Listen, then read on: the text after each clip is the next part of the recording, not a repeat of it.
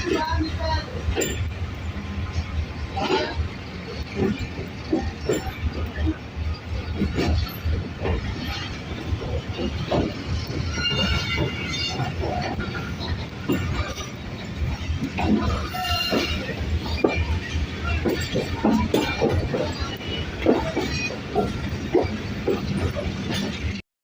वालेकुम viewers. Date है आज 18 फरवरी 2024। टाइम हो चुका है 8:43 और 11 मिनट्स लेट 1 to 9 अबथल एक्सप्रेस HBU20 80-30 लोकोमोटिव के साथ सनामा रेलवे फाटक के करीब पहुंच रही है।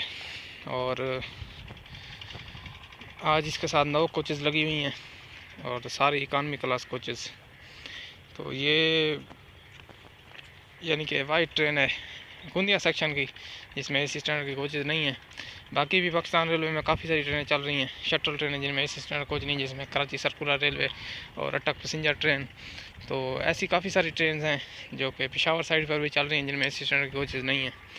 बस वो गवर्नमेंट जो है बस उनको ऐसे ही चला रही है कि बस गाड़ी को बंद ना किया जाए। बाकी कल एक नोटिफिकेशन आया था, ट्रेनों के किरायों में इजाफ़ा कर दिया गया और तकरीबन 2% का इजाफ़ा किया गया, 2% किराया बढ़ गया है तमाम ट्रेनों का। इन ट्रेनों में किन किन यानी कौन कौन सी ट्रेनें इसमें शामिल हैं, यानी जिन पर इतलाक़ होगा 2% किराया बढ़ने का। तो जहाँ तक मेरा ख़्याल है कि जो सरकारी ट्रेनें हैं, जैसा कि ये बहाउद्दीन ज़करिया एक्सप्रेस है और खैबर मेल एक्सप्रेस है, जो कि गवर्नमेंट के खाते में चल रही हैं, जाफर एक्सप्रेस है, तो इनके किरायों में इजाफ़ा तो हक बनता है गवर्नमेंट ने इजाफ़ा किया तो इनमें तो इजाफ़ा हुआ होगा किराए में। बाकी जो प्राइवेट चल रही हैं जैसे मियार एक्सप्रेस है और दूसरी भी काफ़ी सारी ट्रेनें हैं, तो इनके किरायों में इजाफ़ा करना तो गलत बात है।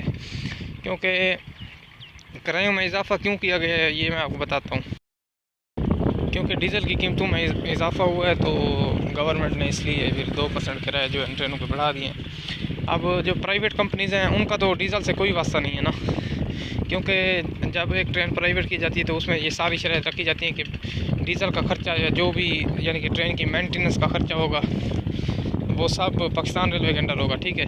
अब इंजन जितना भी डीज़ल यानी कि गोंदिया से मुल्तान तक पीता है, यानी कि थल एक्सप्रेस का इंजन जैसे 60 लीटर डीज़ल पी जाता है, तो ये हुकूमत के खाते से जाता है, ठीक है। अब डीज़ल चाहे 500 रुपये लीटर भी हो जाए तो प्राइवेट कंपनीज़ का कोई वास्ता नहीं है कि वो किराए को बढ़ाएं। ये बहाना दे करके डीज़ल की कीमत में इजाफ़ा हुआ है। भाई आप तो डीज़ल का ख़र्चा नहीं उठा रहे, डीज़ल का ख़र्चा तो पाकिस्तान रेलवे उठा रही है। आपने सिर्फ गाड़ी ली हुई है बस, यानी कोचेज़ ली हुई हैं लीज़ पर, बाकी आपका तो कोई वास्ता नहीं है डीज़ल से।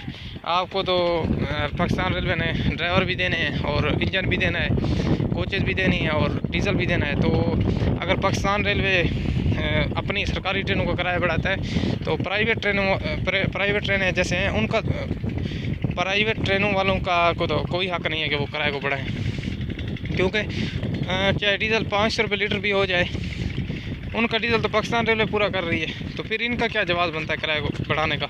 हाँ, एक सूरत में ये प्राइवेट कंपनीज़ वाले किराया बढ़ा सकते हैं ट्रेनों का, अगर यानी कि ठेका अगर एक साल में 40 करोड़ रुपये हुआ है, यानी कि साल का ठेका, तो अगले साल अगर 50 करोड़ हो जाता है तो इस सूरत में थोड़ा बहुत किराया अगर बढ़ाया जाए तो बढ़ाया जा सकता है। अदरवाइज़ तो कोई यानी कि सूरत भी नहीं बनती कि प्राइवेट कंपनीज़ वाले जैसे SJ मील वाले हैं, अब इन्होंने सुना है कि सरकारी ट्रेनों के किराए बढ़ गए हैं 2%, तो ये जाकर किराया बढ़ा दें, तो ये तो गलत बात है। इनका तो कोई हक़ नहीं है, वो तो सरकारी ट्रेनें पाकिस्तान रेलवे के अंडर हैं जो ट्रेनें, उन्होंने फिर किराए का इजाफ़ा किया है क्योंकि उनको थोड़ा बहुत लॉस हो रहा होगा।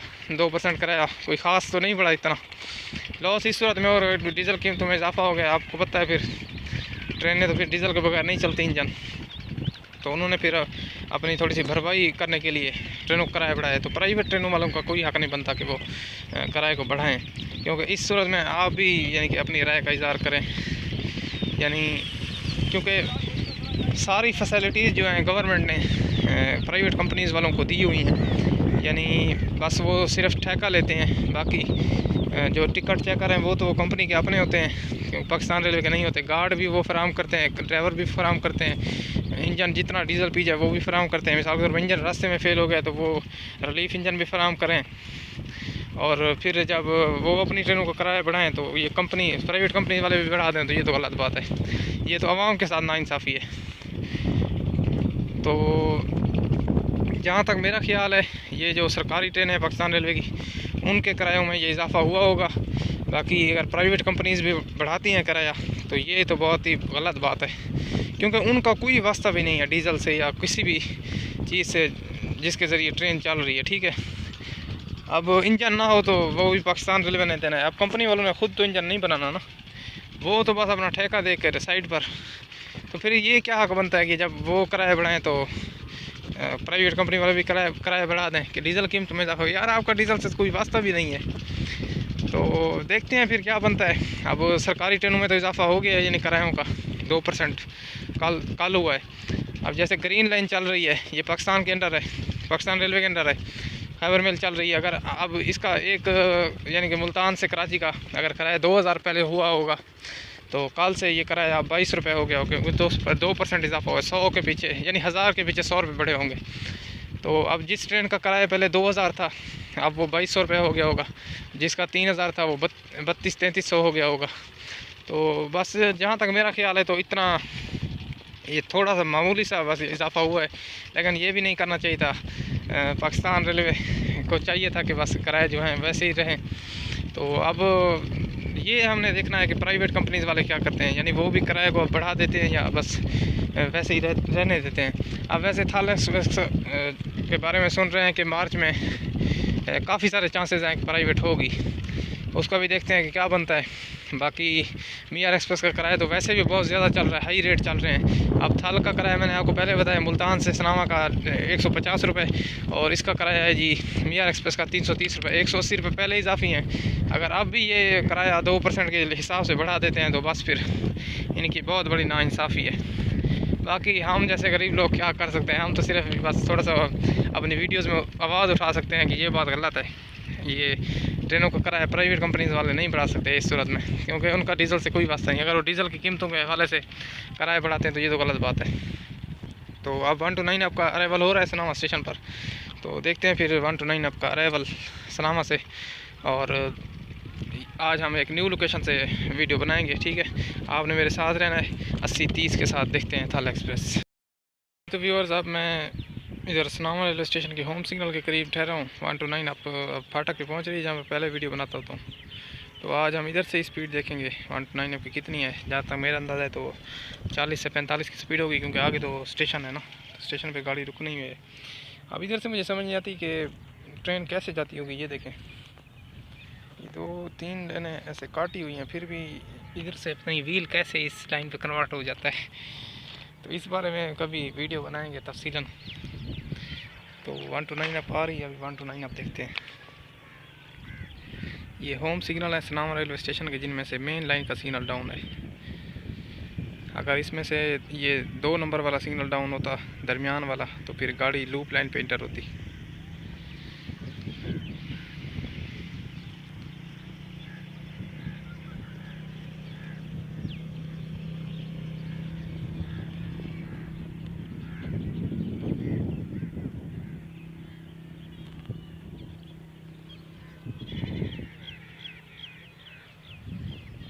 इधर से ट्रैक साउंड भी बड़ी ज़बरदस्त होगी, आपने एंजॉय करनी है।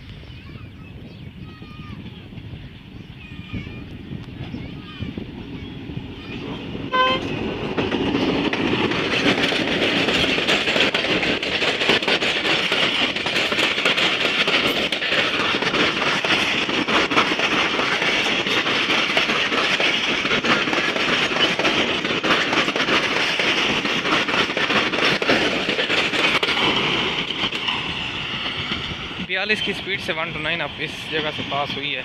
मैंने इंजन के मीटर पे देखी है स्पीड। तो अब इसका अराइवल हो रहा है स्नावा स्टेशन पर।